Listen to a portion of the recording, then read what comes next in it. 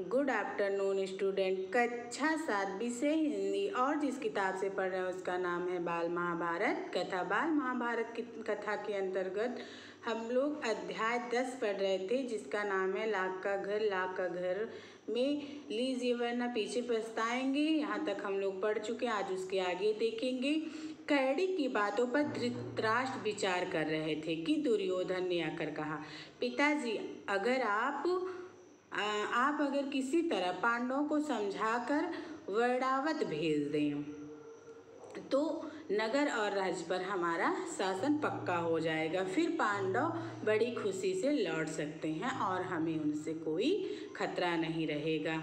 दुर्योधन और उसके साथी धृतराष्ट्र को रात दिन इसी तरह पांडवों के विरुद्ध कुछ न कुछ कहते सुनाते रहते और उन पर अपना दबाव डालते रहते थे। आखिर धृतराष्ट्र कमजोर पड़ गए और उनको लाचार होकर अपनी बेटे की सलाह माननी पड़ी। दुर्योधन के पृष्ठपोषकों ने वातावरण की सुंदरता और खूबियों के बारे में पांडवों को बहुत ललचाया। कहा कि वर्णावत में एक भारी मेला होने वाला है जिसकी शोभा देखते ही बनेगी। उनकी बातें सुनकर खुद पांडव को भी वर्णावत जाने की उत्सुकता हुई। यहाँ तक कि उन्होंने स्वयं आकर धृतराष्ट्र से वहाँ जाने की अनुमति मांगी। वो वर्णावत जाने के लिए जो दुर्योधन के साथी थे वो अलग अलग प्रकार के बारे में बता के पांडवों को खुद ही ऐसा कर दिए कि वो खुद जो है आके धृतराष्ट्र पांडव जो 5 पांडव थे वो खुद आके धृतराष्ट्र से बोले कि मुझे वर्णावत जाने दीजिए। धृतराष्ट्र की अनुमति पाकर पांडव बड़े खुश हुए और भीष्म आदि से विदा लेकर माता कुंती के साथ वर्णावत के लिए रवाना हो गए। पांडव के चले जाने की खबर पाकर दुर्योधन की खुशी की तो सीमा न रही। जब दुर्योधन को ये पता चला कि 5 पांडव चले गए तो ये जानकर दुर्योधन इतना ज़्यादा खुश हुआ, उसकी खुशी का कोई ठिकाना नहीं रहा। अब आगे देखेंगे। वह अपने दोनों साथियों कर्ण एवं शकुनी के साथ बैठकर पांडवों तथा कुंती का काम तमाम करने का उपाय सोचने लगा। उसने अपने मंत्री पुरोचन को बुलाकर गुप्त रूप से सलाह दी और एक योजना बनाई। पुरोचन ने यह सारा काम पूर्ण सफलता के साथ पूरा करने का वचन दिया और तुरंत वर्णावत के लिए रवाना हो गया। एक शीघ्रगामी रथ पर बैठकर पुरोचन पांडवों से बहुत पहले वर्णावत जा पहुंचा।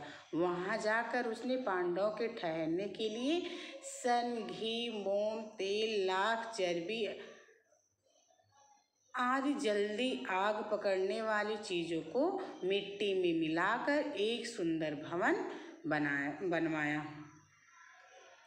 इस बीच अगर पांडव वहां जल्दी पहुंच गए तो कुछ समय उनके ठहरने के लिए एक और जगह का प्रबंध पुरोचन ने कर रखा था।